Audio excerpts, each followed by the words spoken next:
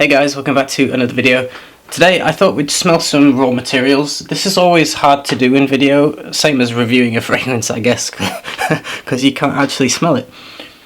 But people seem to like it anyway, so I guess what I've done really for this one is pick out florals specifically and give an impression on just how they smell, really. So we'll start off with well, actually one thing that I'll say now is that I actually understand the IFRA regulations and rules and restrictions now fully, and the EU cosmetic laws, and I understand the process from start to finish of creating a perfume, having it legal to sell in a shop anywhere in Europe. Like, I understand the full process of actually taking a product to market from beginning to end. So that's something that I'm happy I understand now. So that's cool. And so I'll mention a little bit about restrictions and how that works in perfume as well in this video, because we're talking about florals, and florals is basically the biggest element that's restricted in perfume. But we'll have a sniff of a few things. One of my least favourite, actually my absolute least favourite floral is geranium. I hate the way geranium smells. Personal taste, but see, to me this has a weird sharp freshness to it that you could almost relate to citrus in a way, but it reminds me a little bit of the same sense that frankincense has this cooling. I don't like using the word menthol because then people just think of mint, but that cooling vibe that you get from mint is present in frankincense and also in this. So this almost has, I could relate it a little bit to almost like a bitter citrus peel. It's got that piercing kind of sharp, almost citrus-like quality to the floral element. But there's something in it that smells dirty to me. And when I smell geranium in floral perfumes as a strong note, they smell like rotten flowers to me, like it smells off. I don't know why, maybe that's just my senses being strange, but it's something that I don't like. It's a little bit sharp and fresh, but it doesn't come across nice to me. I don't really like geranium. So Gardenia is a white floral, but it's thick and creamy and slightly sweet. I do like Gardenia, I think it's quite nice, but it's quite different to other white florals. Like, it doesn't really smell relatable to jasmine or tuberoses. It's definitely its own character. This one has a unique kind of softness and a sweetness, and like I say, it has more of a thick texture that reminds me of like a thick cream. Very pleasant. I would say Gardenia is one of my more enjoyable kind of floral notes personally. Moving on to Magnolia. Now, this to me is more related to geranium in the scent profile, in that it has a similar, almost citrus-like quality to it. And I'm not sure citrus is the best word, but it's the closest approximation I can give. Where it reminds me of like a peel, like a citrus peel. Like if you got a lemon and just grinded the kind of the peel off there, it's got an element of that. It has this kind of slightly piercing freshness, but it is definitely nicer than geranium. Geranium I really don't like at all, whereas the Magnolia I think smells okay. It's not one that I gravitate towards personally, but I think could be utilised well in a spring summer fragrance. I think it has, because of that kind of bright, slightly fresh, bitter quality, I think that could be worked well into a spring summer fragrance, and I think would work well in a unisex perfume where it doesn't particularly smell feminine. The next one is Mimosa, which is a yellow floral. Mimosa reminds me ever so slightly of Play-Doh in a weird kind of way, and it's interesting. There is a very subtle sweetness to the floral, and this one is interesting. I don't dislike Mimosa, I think it's quite nice. The scent profile is quite complex though, and unique again to the other florals. It is ever so slightly sweet, and it almost gives me impressions of like a green tea or some kind of herbal tea in a strange way, or even a milky tea. There's something about it that reminds me of tea, but I would say this one is more, again, in the same sense as the last one, the Magnolia, where I said it could be utilised in a unisex spring-summer. I think that's similar for Mimosa. It's more of a unisex floral. It doesn't scream femininity, put it that way, and could be utilised well in something like a fresh, clean scent, or a fresh, clean kind of spring fragrance. The next one, I guess, will be Tuberose. Tuberose I do like more than Jasmine. It's thicker, it's not got the indolic kind of vibe that Jasmine has. But it's a complicated kind of smell, actually. Almost reminded of like a very white blonde suede when I smell Tuberose. And I guess obviously that's, you know, people's imagination are going to give them different things there, but real Tuberose, and I have the Tuberose Recreation by Feminiche, or Feminique, which is where they remove the allergens from the tuberose. And this one is not quite the same as the original Absolute.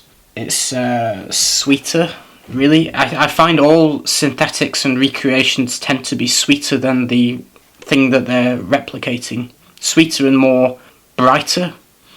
Like rose synthetic smells more rosy than real rose, and it's the same with tuberose. It smells sweeter and more floral-like than actual Tuberose Absolute. Oh, we forgot the restrictions. I'll explain a little bit about the restrictions if anyone is interested. It is easy to understand once you understand what to look for and where to look. Tuberose as a material in itself, as a whole, is not restricted in the creation of perfume by IFRA, or it's not a material that is restricted by itself. But the complicated part is that the materials that build up tuberose, some of them are restricted, one of them being eugenol. There's two materials within tuberose that are restricted, benzol salicylate and eugenol. And it's eugenol that you have to be careful with in perfume. Eugenol is very restricted in perfume to 0.5% in a finished product. So the recommended kind of amount to put in a concentrate is only about 4%. Tuberose in a concentrate before you dilute it. Obviously, depending what strength you dilute your perfume will depend how much you can add. That's kind of how the restrictions work, and rose is a little bit more complicated because there is more than just two restricted materials within the makeup of what creates the molecule of rose, what creates the scent of rose. And I did write down the rose restriction as my own. So in Rose Absolute, or Bulgarian Rose Absolute, it contains 5 restricted materials that built up rose. Methyl eugenol, which is also found in tuberose, which we know is 0.5% of the final product. Citronellol, farnesol, and geraniol. Every one of those is restricted. So you have to make sure that you add all that up, basically, in your formula to work out that, okay, my methyl eugenol doesn't exceed 0.02% in the finished product. It is a little bit complicated, but that's how the restrictions work in IFRA, and it applies to basically all the florals. They're the most dangerous natural elements in perfume.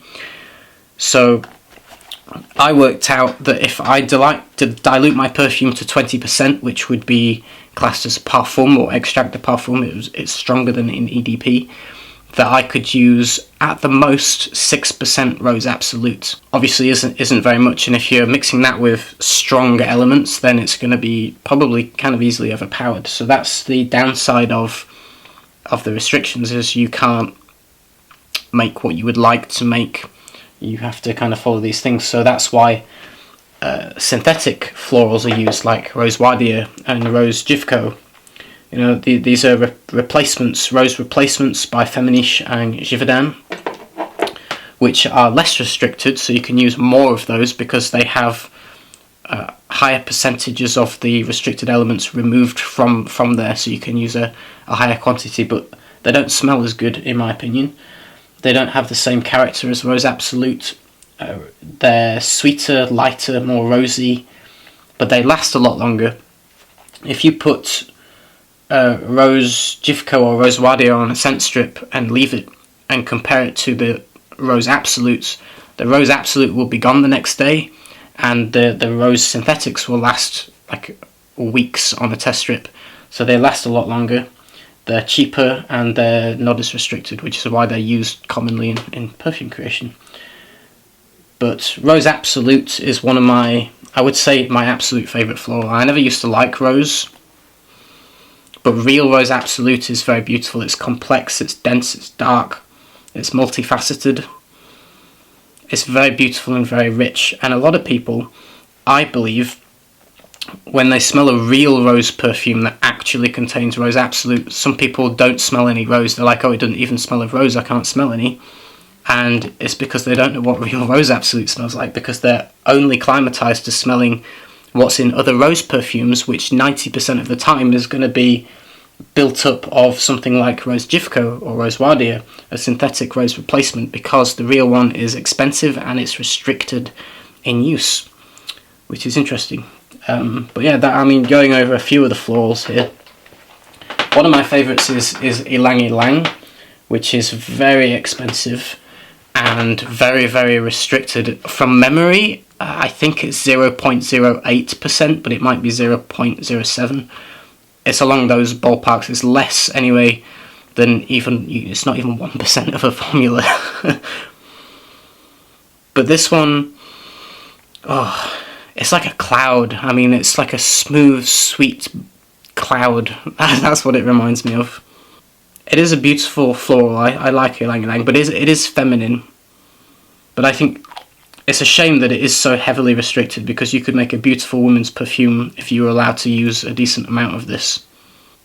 I think it would smell beautiful mixed with oak moss, and oak moss is another one that's ridiculously restricted. I've got oak moss Absolute somewhere. Oh, it's so smooth. Oak moss is a really nice note in perfume. Oh, I mean, yeah. But let's look up the restrictions, because I can't remember from memory, because I'm not an infinite wealth of knowledge. I can't remember all these things. YLANG extracts 0.8% in a final product, so it's tiny. It's not even 1% of your finished perfume can be YLANG. So it's awkward to work with as a perfumer, because you're only allowed to use such a tiny amount. The other annoying thing about the restrictions is because these florals contain things that are restricted within the floral, like eugenol, screws you over, because that is present in other essential oils. So if I wanted a rose perfume, so we already know that I'm already restricted with the eugenol in the rose, right? If I want to add tuberose in there as well, that also contains eugenol, you have to add all the eugenol up together to make sure it's below that certain percent. So straight away you can only use half the amount of those two things to cope with the eugenol content in both of them. So looking at oak moss extract, that is restricted now. A lot of people think it's completely banned in perfume. It's not, it's just heavily restricted, and the restriction is 0.1%, which is tiny. So obviously 0.1% in a product is basically nothing. It's not going to make an impact in the perfume at all. So that's really it's just pointless adding it, to be honest. But you can get replacements for it that you're allowed to use more of, but they're just not as good. One of the most interesting florals is CHAMPACA, and I've got a little CHAMPACA CO2 extract, and to me, I'm smiling because it's funny, but CHAMPACA to me, I'm not kidding, smells like my old hamster cage. It smells like sawdust in a hamster cage. I used to have hamsters as a kid, and instantly I was like, oh my god, I'm back to being 7 years old of a hamster. It literally smells like the sawdust in a hamster cage. It's crazy. I mean, this smells more like wood than it does a flower. Really interesting. So if you wanted to have a sawdust note in perfume, use CHAMPACA, which is really weird, because when you look at what a CHAMPACA flower looks like, it looks so tropical and beautiful. It's kind of this peachy orange pinky colour. They look so tropical, and they look like they would smell so beautiful and almost fruity smelling, and then you smell it and it just smells like sawdust in a hamster cage. It's really weird. But yeah, that would make an interesting accord if you wanted to smell like sawdust in a hamster cage. Next we've got jasmine. I've got two, well I've actually got three different types of jasmine, but we'll just do two. I've got Egyptian Jasmine Absolute and Jasmine Sambac. So in Perfume, Jasmine Sambac is a lot less restricted. You can use 4% of that in your finished product as long as other materials don't clash with the things that are in this, if that makes sense. If there's other materials you're using that also has the same allergens and restricted materials, then you have to use less jasmine. But in general, if you were to use a perfume with nothing else that clashes with it in terms of restrictions, you could use 4% of the Sambac. Whereas Jasmine Absolute, you can only use 0.7%, which is tiny. It's not even 1% in a finished perfume. This is why so many companies use synthetic florals. They don't use real jasmine, they use a synthetic replacement, or they'll use Sambac because you can use 4% instead of 0.7%, which is a shame because Jasmine Absolute, in my opinion, is nicer. Jasmine Absolute is thicker and slightly creamier and just more pleasant. It's less funk. The Sambac, in my opinion, is a little bit more indolic. So a lot of people can find that jasmine smells shitty or nasty because of the indoles in the jasmine. My mother, for example, hates the smell of jasmine. She says it smells really dirty, and she just hates the smell. It smells dirty to her. To me, I don't mind jasmine personally. I think it's okay, depending what it's mixed with. And this doesn't smell unpleasant to me. Like I said, the worst one for me is geranium, which is just piercing and just repellent to me. It smells like bug spray. I can imagine a spray for killing insects smelling of geranium. But Sambac is just a little bit more, just a little bit dirtier, not quite as pretty in my opinion. Whereas the Absolute, like I say, just has a smoother tone. And actually, weirdly, this Egyptian Jasmine Absolute has a weird nuance that reminds me of tobacco, which is quite nice actually. It reminds me of the smell of cigars, weirdly, I don't know why. But yeah, this Egyptian Jasmine Absolute just has this hint of a cigar tobacco-like nuance to it. I mean, it doesn't stink of tobacco, but you get a nuance there that does remind you of that. But with obviously this thick kind of white floral. Another thing that jasmine tends to give me impression-wise is a blonde suede. A little bit like tuberose. Tuberose can remind me very much so of suede leather, and so does Jasmine Absolute to a little extent. I think you could make a very nice blonde white suede accord if you used jasmine and tuberose together with some other materials, but I think that would help create a very nice white suede accord. It does kind of have a little bit of that texture to it. Another video I could do in the future is going over some orris notes. I've got lots of synthetic irises and ionones, but I also have real orris butter. So maybe that's something we could do in another video. Verbalise an essential oil or an absolute. It's not an easy thing when you can't smell it yourself. So I don't know how pointless these kind of videos are really, but if you want me to do some specific videos or of certain topics or something, let me know in the description below, and I'll try and tailor some more interesting specific related videos for people. That's it guys, hope you enjoyed the video. Leave me a comment if you want something more specific that I can tailor in the future rather than me waffling on randomly. I'll make something more interesting next time. I hope you enjoyed the video, and I'll see you again next time. Take care.